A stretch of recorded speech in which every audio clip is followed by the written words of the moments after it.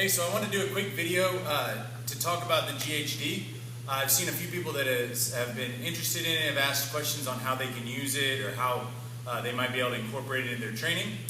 So I wanted to talk a little bit about the setup for it, how you might use it for GHD sit-ups. But first and foremost, know that this is not just for sit-ups. In fact, it's not what its intended purpose ever was. This is called a glute ham developer.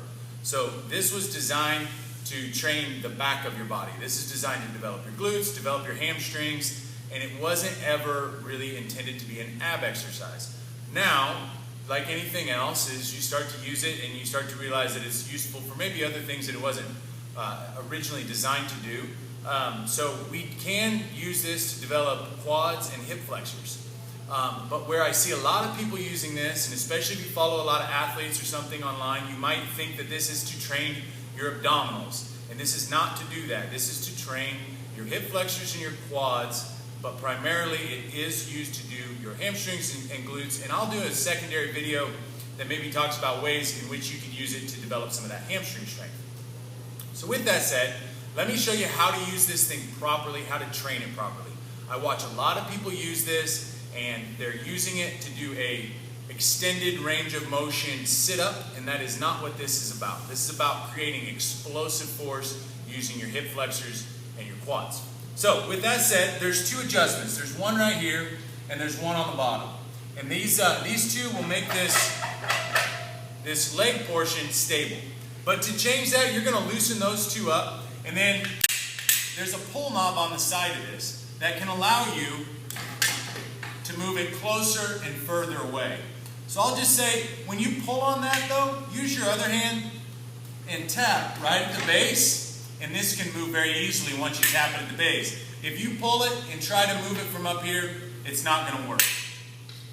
With that said, once you find where you need to be, you'll tighten these down, and the base, the foot part is now stable. So with that said, how do we find where maybe the proper setup is on the GHD to do the sit-up? So when you get up onto the machine, you're going to put your feet in here, and ultimately your goal is to get your hip to be off of the pad so that you can use the rounded part of the pad as a leverage point to do your sit-up. Now when I sat up there, I need to have a slightly bent knee, but I don't want to be so far back that I'm in like a rounded or hunched position. So when you see me sit up on this, and if I were to sit back, I'm so far back that now I'm rounded over. We don't want that. I want to be close enough that I can sit very tall. So for me, this needs to now go backwards. So I'll loosen this up, make my adjustment, tighten down, and then I'll have to test it again. And for me, this is about appropriate. I can sit very tall with still a slightly bent knee. Now, to start the GHD sit-up, I'm going to pin my toes right here to this pad. Once I pin my toes to the pad, my knees are bent. They are not straightened out. They're bent, and I'm sitting with tall posture. From here, I'm going to lower myself down. If you look at RX competitive standards for like the CrossFit Games, they'll require that you touch at the bottom and that you touch at the top. I'll tell you this, that's a very, very long range of motion. And you need to have earned the right to do that by having the range of motion in your hip flexors and in your quads to extend all the way to the floor and reach without hyperextending your back. I have not earned that right. I do not have that range of motion, therefore I can't go through that range of motion. Because to do that, I'm extremely overextended. If I were to get neutral, this is as far as I can go. So to get to the floor, I have to overextend. That's not what we need to do. There's maybe some athletes that make the choice to do that in competition, but for you in health and just general longevity and being able to train for the entirety of your life, going through an overextended position to a flexed position to an overextended position is, especially under the speed in which you do GHD sit-ups, would be an extremely bad choice. So for me, I would say, find where you can go and maintain a neutral spine and go no further. And you'll still receive the benefits that this has to offer, but you won't have some of the negative repercussions And anyone that's trained with the GHD a lot can probably tell you about some of the negative repercussions they've had as far as back issues. So with that said, the rest of it's relatively simple.